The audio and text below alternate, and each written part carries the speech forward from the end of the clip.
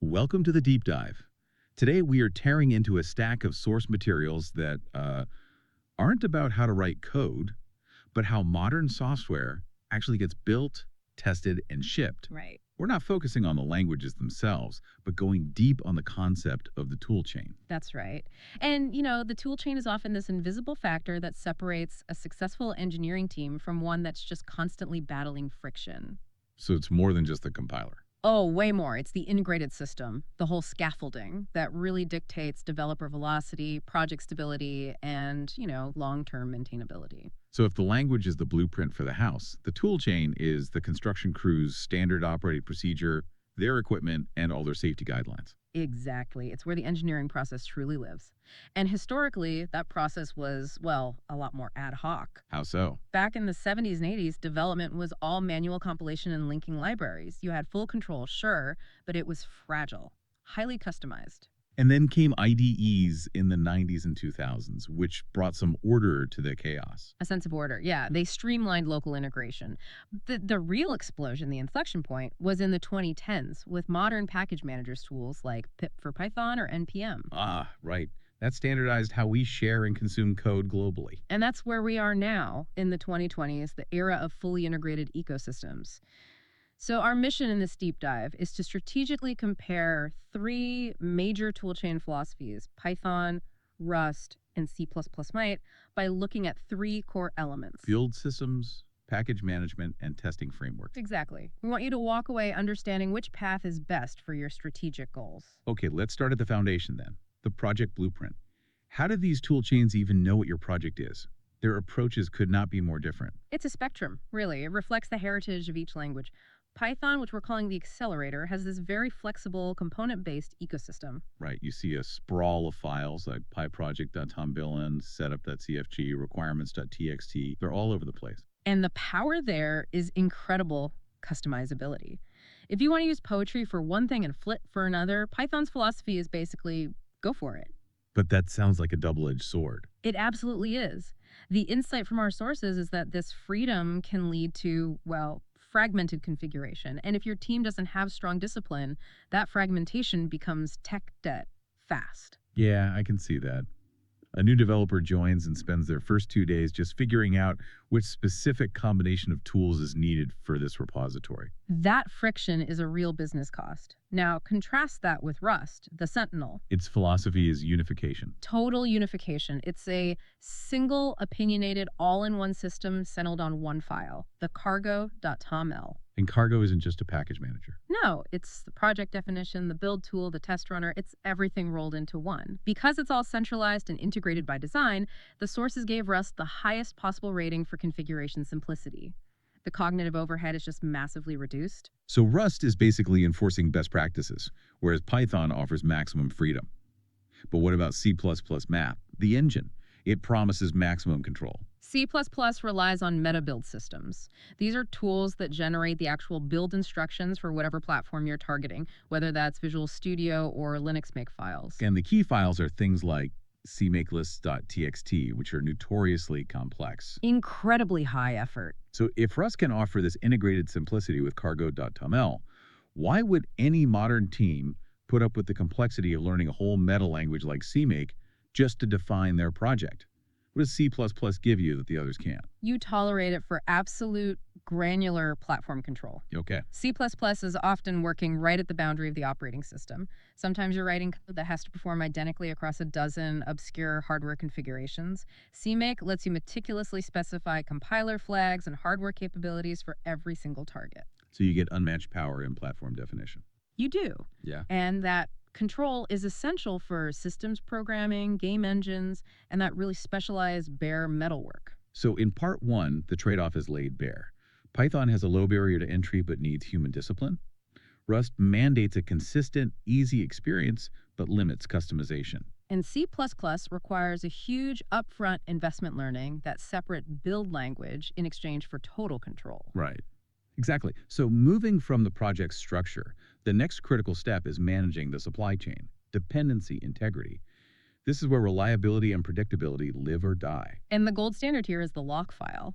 I think this audience gets the concept, but its strategic weight just can't be overstated. It's the snapshot that ensures you get a deterministic build. It guarantees that what runs on your local machine is precisely what runs in production.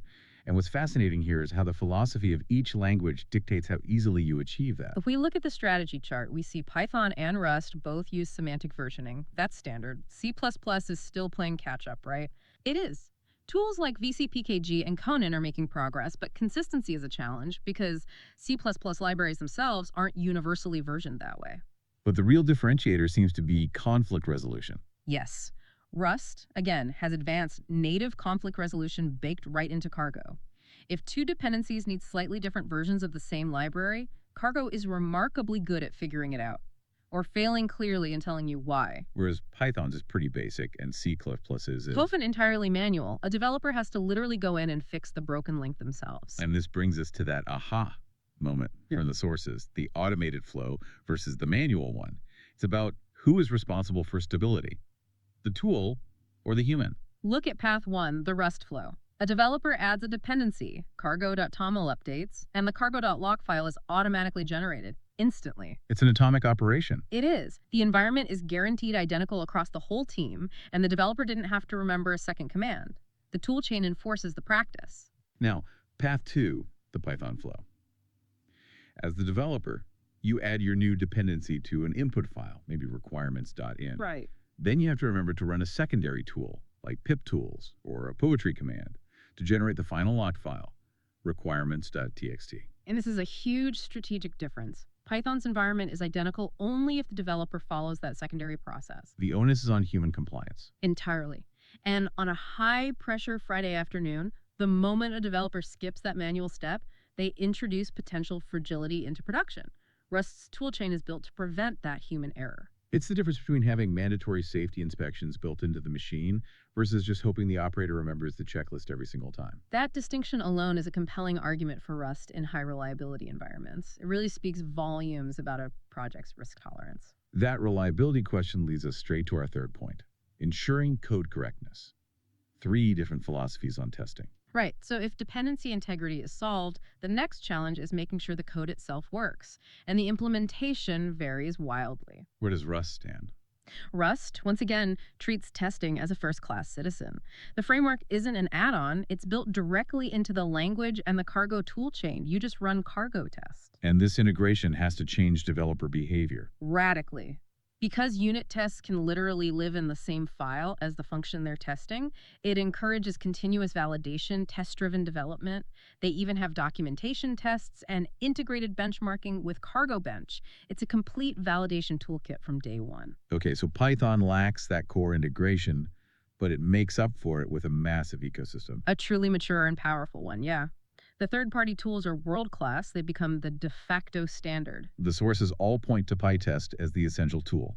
Incredibly flexible, powerful. It is. And for teams dealing with multiple environments, they'll use talks, configured via talks.ini, to run tests consistently across all of them. So Python doesn't enforce testing, but it gives you the biggest, most feature-rich toolbox you can find. And then there's C++C. And then there's C++E. Consistent with its philosophy, you have to bring your own framework.